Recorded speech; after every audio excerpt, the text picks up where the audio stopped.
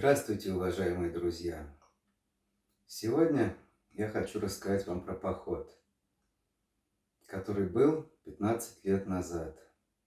Поход водный по реке Шлина в Тверской области. Это было, конечно, очень давно, и не все мне запомнилось, но что-то в памяти осталось. Это был не первый водный поход в моей практике.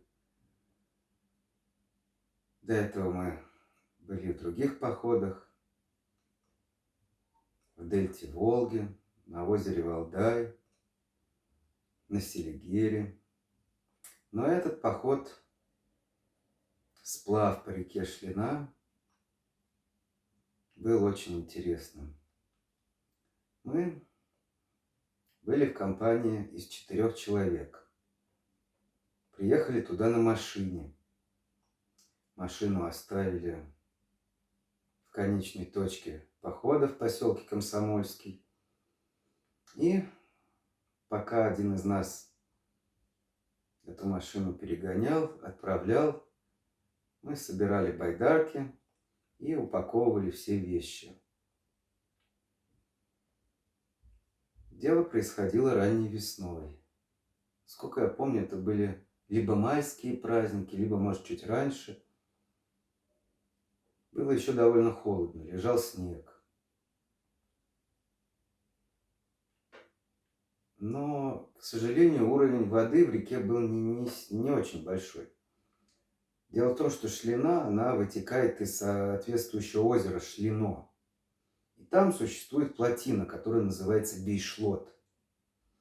И вот по каким-то причинам этот Бейшлот был перекрыт. И он затруднял движение воды из озера. Соответственно, Шлина была достаточно мелкая.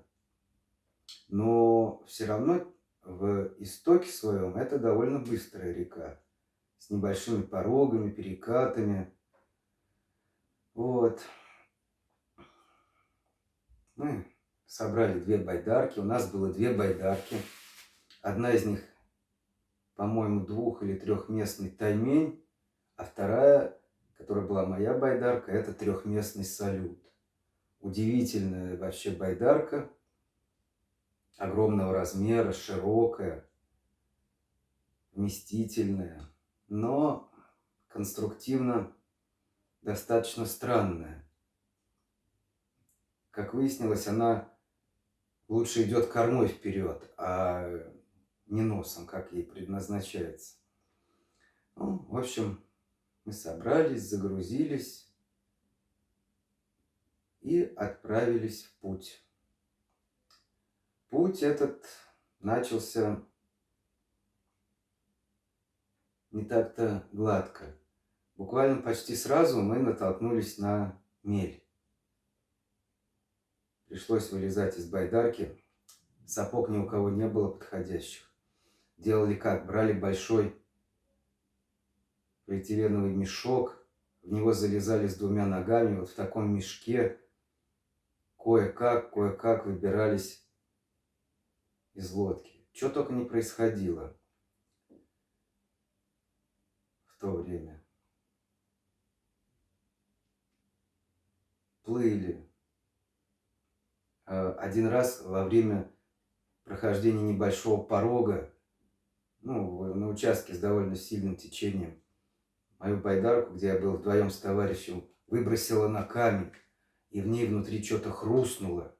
А у байдарки салют у нее деревянный каркас. Как потом выяснилось, хрустнуло как раз вот это дерево. В общем, промучившись так, проплыв до несколько километров от истока реки, мы решили облегчить байдарки, потому что в режиме, когда в байдарке находится только 1 человек и вещи, она легче проходит участки маловодные, чем когда там 2 человека с вещами. И вот я и еще один товарищ, мы выбрались на берег, а 2 других, сев каждый в свою байдарку, поплыли дальше. И вот тут-то мы не знали, конечно, этого, но именно здесь, в этот момент, начались удивительные приключения, которые, ну, лично мне запомнились, наверное, на всю жизнь. А произошло следующее. Мы пошли по правому берегу реки в надежде, что через некоторое время дойдем до наших друзей, которые остановились там где-то ниже по течению, встретимся. Ну, просто они быстрее, поскольку плывут, а мы пешком, соответственно, медленнее. Ну, придем позже, встретимся и там уже решим, что дальше делать, потому что дальше река должна стать более полноводной, и мы сможем продолжить нормально путь. Нам главное было пройти в истоке самые мелководные участки, вот таким образом. Так мы решили. Но не тут-то было. Мы шли по правому берегу реки. Места становились все глуше, какие-то болота кругом. Тропы практически исчезли. Было видно, что это, скорее всего, звериные тропы. Нашли рога оленя, какие-то черепа валялись животных. Было явно, что люди здесь бывают нечасто. И в конечном итоге мы, пройдя изрядное расстояние, уперлись в непроходимое болото. Что делать? Ну, делать ничего не оставалось, как возвращаться назад. Что мы и начали выполнять. А поскольку мы прошли достаточно далеко, то и путь назад занял много времени. В результате мы вернулись к исходной точке, а исходной точкой был мост через реку. Там мы разделились. Наверное, часов через 6-7 после того, как отплыли наши товарищи на 2 байдарках. Уже вечерело. Было довольно прохладно. Причем все наши вещи, теплая одежда, еда, все, кроме фотоаппарата, ну и там ножа, и каких-то там мелких вещей, все уехало на этих байдарках. Что делать? Мы решили так. Мы перейдем на другой берег реки и попытаем счастье там. Все-таки там находилась какая-то деревня. Мы подумали, что там наверняка будет какая-нибудь дорога, и мы сможем по другому берегу дойти, а если мы обнаружим наших друзей, то как-то дадим о себе знать, они на байдарках приплывут, и мы воссоединимся. А уже практически стемнело. Подходя к деревне, мы заслышали лай собак. Ну и немножко испугались, потому что подумали, мало ли разорвут нас сейчас собачки-то. Мало ли что тут как. Взяли палки. Ну, на всякий случай, мало ли там. Броситься как-то хоть обороняться от собак. Взяли, несем, идем, а все темнеет, все больше и больше. Наконец стемнело совсем, когда мы прошли деревню. Собаки на нас, к счастью, не... Хотя и делались попытки броситься, но поскольку у нас были палки, все обошлось. Идем дальше. И почти при входе в лес вдруг нас резко осветил свет фар от автомобиля. Автомобиль остановился, мы тоже. Оттуда вышел человек и стал медленно приближаться к нам. Фары слепили, мы не могли понять, кто это, что это. И первый вопрос, который он нам задал, был такой: у вас есть лицензия на охоту? Мы удивились. Какая охота, о чем вы? Оказалось, он принял наши палки, которые мы несли на плече, за ружья.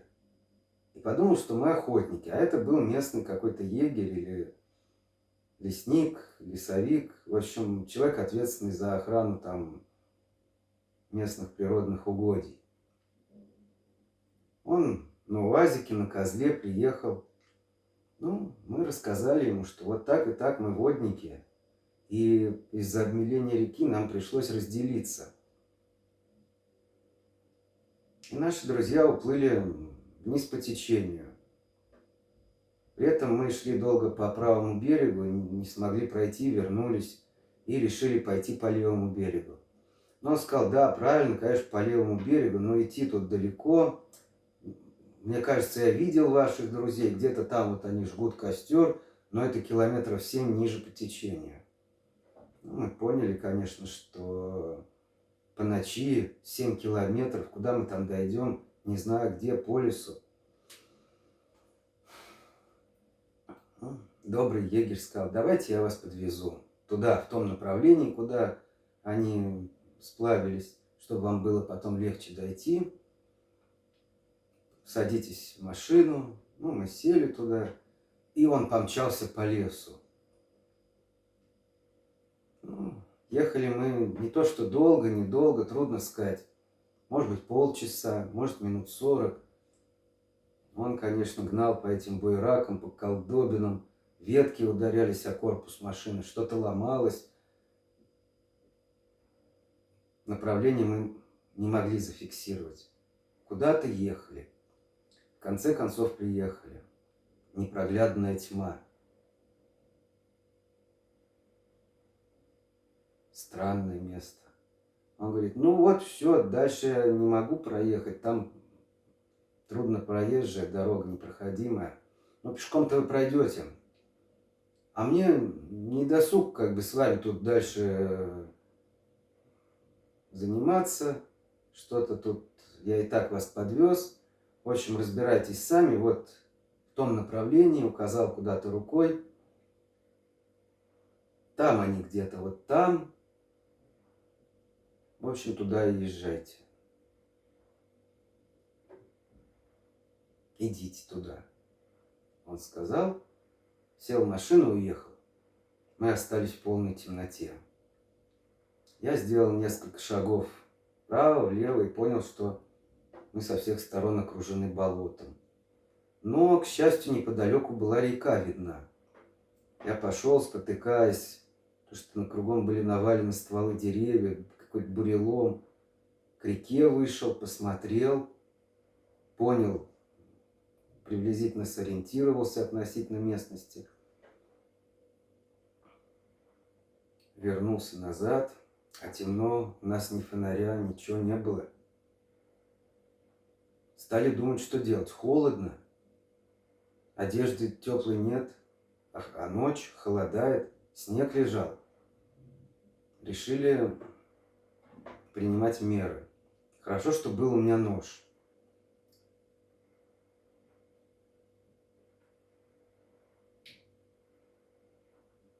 Вот с помощью этого ножа, да, в принципе, я покажу его.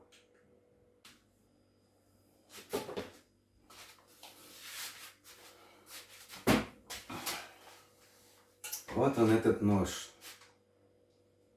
Сейчас я его не беру в походы, что у меня другой есть.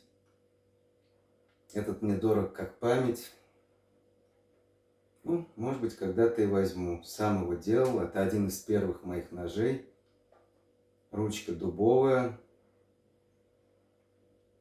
С костяными такими деталями. Углеродистая сталь из напильника. Ножны кожаные, пропитанные воском. Вот такой вот ножик. Вот. С помощью этого ножа нарубил достаточно много веток можжевеловых. Сделали кучу, и под ней спрятался мой товарищ, заснул там. Грелся под этой кучей веток. А я разжег костер с большим трудом, используя пакетики полиэтиленовые в качестве растопки. И пошел осмотреться. Вышел на берег реки и увидел там вдали огонек. Что это было? Потом, присмотревшись, понял, что это человек на лодке, и он светит фонарем то вдаль, то в сторону воды вниз, то вдаль, то вниз. И вот так ведет луч. Вот. Я начал кричать. Эгегей, орал, орал. Минут 20 орал. Потом лодка начала движение в мою сторону. Приплыла. Оказалось, что это тот же самый егерь, который отвозил нас на машине. Он, видимо, как он объяснил, он лучил рыбу, то есть привлекал ее светом, а дальше уж как ловил, то ли острогой, то ли, не знаю, бодром, чем он там ее ловил, я не знаю. Ну, какой-то, видимо, браконьерский метод лова. Так до сих пор я не особо-то и понимаю. Может, кто разъяснит, как ее лучат, на что ловят. Вот. Стал его расспрашивать, где мы находимся, куда идти, что да как. Ну, а разговор происходил около костра. Рядом была куча веток, и из-под этой кучи торчали сапоги моего товарища. А он спал тихо-тихо, неподвижно. Я обратил внимание, что этот егерь временами бросает взгляд в сторону этой кучи и сапог, потом на меня, и как-то так постепенно отходит в сторону воды. Шли. И, в общем, в конечном счете, когда он оказался около лодки, он сказал, ну, в общем, я сейчас тороплюсь, мне надо лучить рыбу, то все. В общем, вот там вот еще 7 километров, и там будет мост, там поселок Городок, вот там перейдете, и, скорее всего, ваш товарищ там. Прыгнул в лодку и уплыл. Ну, я подумал, ну, мало ли. Уплыл и уплыл. Посмотрел, и тут я заметил на облаках зарево, как в фильмах про войну. Что это? Как будто в отдалении что-то очень сильно горело, настолько сильно, что на облаках ночью был виден отцвет пламени. Ну, я подивился, посмотрел, не понял, что это могло быть. Ну и отправился обратно к костру. Ночь мы переночевали, холодно, замерзли. Под утро у нас ни еды, ни воды, ничего нет. Из реки толком не наберешь воду, потому что вход в реку заболоченный, там одна муть. Мучились. Пришло мне в голову добыть березовый сок. Ну, я, соответственно, этим ножом, он такой узенький, проковырял небольшую дырочку в березе, подставил пакетик, приладил его там. Ну и, соответственно,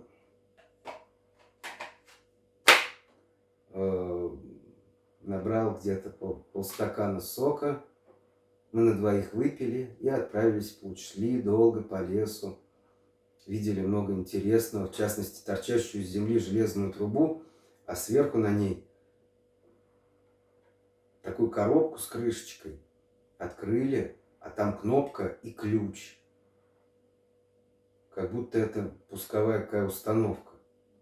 Ну, мы не стали нажимать, думаю, мало ли еще, ракету какую запустим. Или приедет опергруппа, захватит нас. Кто его знает, что там может быть. Шли, в общем, дошли до моста. И как подумали, если они еще не проплыли мост, надо дать как-то знать о себе. Ну и у меня была ярко-красная бейсболка. Мы ее прикрепили на мосту со стороны верхнего течения и ушли в этот городок, поселок. Там мы выяснили, что есть магазин, но он закрыт. Надо обращаться к продавщице, как нам сказали. Нашли, где ее дом, постучались. Она вышла, открыла магазин. Ну, а там ассортимент был довольно слабый. Мы купили печенье и тушенку. Да, в то время я еще ел тушенку. Было такое. Вот. Мы вышли, съели эту тушенку с печеньем. Первый и последний раз в жизни я такое блюдо ел. Тушенку с печеньем. Ну, что, поели. Пошли. И, выйдя на небольшой пригорок, обнаружили, что наши товарищи находятся совсем недалеко, где-то может, в полукилометре от моста ниже по течению. Такой большой травянистой поляне с желтой высохшей травы. Там стояли палатки, и натянута была веревка, сушились вещи, так как они все промокли. Вот. Ну, мы пришли к ним, обнялись, порадовались, что все живы-здоровы, они за нас очень переживали, мы за них тоже. Ну, связи там, естественно, никакой не было. Хотя, по-моему, у нас были телефоны, мы пытались отсылать смс-ки, но в то время какая там связь? 2006 год, 15 лет назад. Вот. Выяснилось, что огонь, который мы видели ночью, это они устроили. Они хотели погреться на каком-то островке, который был заполнен сухой травой. Разожгли костерок, а огонь перекинулся на траву, все заполыхало, и они чудом там спаслись. Бросились в байдарки и уплыли. И остров этот полыхал. Вот что я видел ночью. Огонь. Вот. Плыли дальше. На следующий день, правда, уже только поплыли, потому что они прорвали байдарку таймень, надо было клеить. Да и салют, по-моему, где-то там был прорван, тоже клеили, обезжиривали ацетоном, клеили резиновым клеем, все там как положено. Вот. И вот там случилось чудо. А что интересно, это место называлось Чудино или Чудиново, заброшенный поселок. Туда только на лето приезжают как бы дачники. А так в то время там никого вообще не было. Электричества там нет, ничего. Вот, стояли мы на берегу реки, смотрели, красота, уже вечерело. И вдруг в небе увидели некий объект. Как маленький такой ярко светящийся шарик или огонек. И что интересно, он двигался по криволинейной траектории, по синусоиде. Ни самолет, ни спутник, ничто не может так лететь. Но мы смотрели на него, думали, что же это такое? И тут один из нас говорит, а давайте подадим им сигнал. И взял и поморгал налобным фонариком. В тот же миг этот объект изменил свое направление на прямо противоположное, под углом, уже не по какой ни синусоиде, а ровно, прямо, с огромнейшей скоростью удалился и исчез. Мы как громом пораженные стояли. Не знали, что думать. И до сих пор никто из нас не знает, что это было. Ну, видимо, НЛО. Неопознанный летающий объект. Что это, тарелка пришельцев или из иных измерений? Или, может быть, путешественники во времени? Может, какие секретные разработки военного назначения? Мы не знаем. Неопознанный объект. Но он был.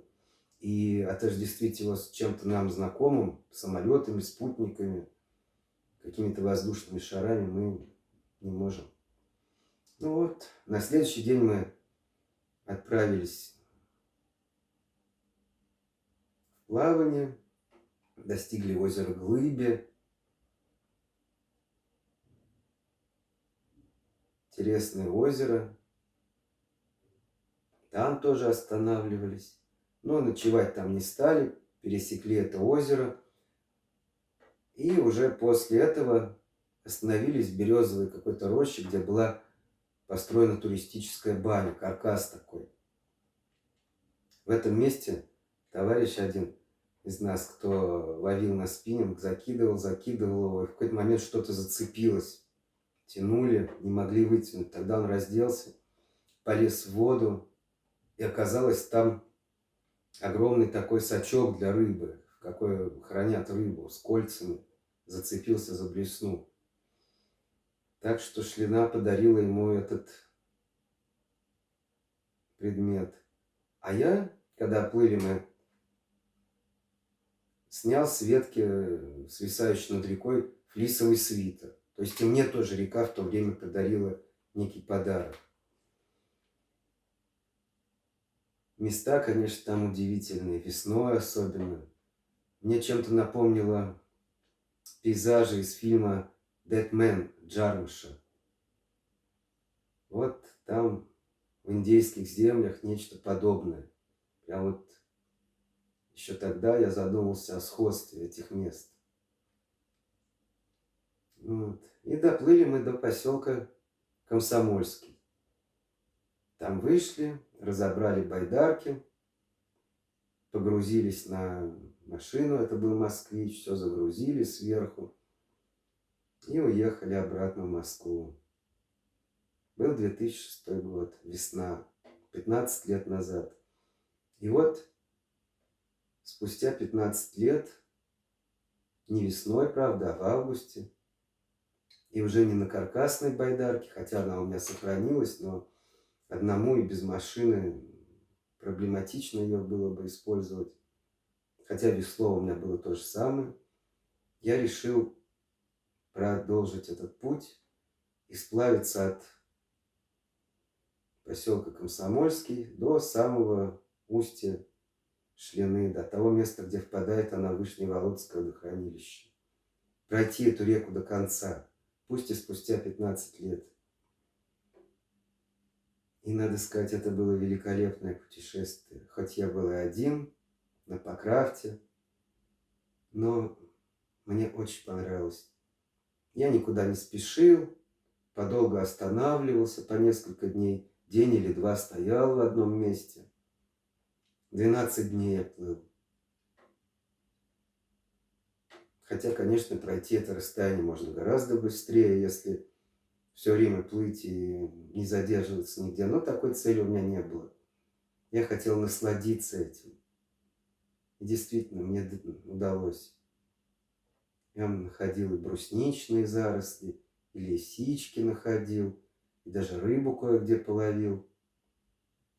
Ну и главное, что был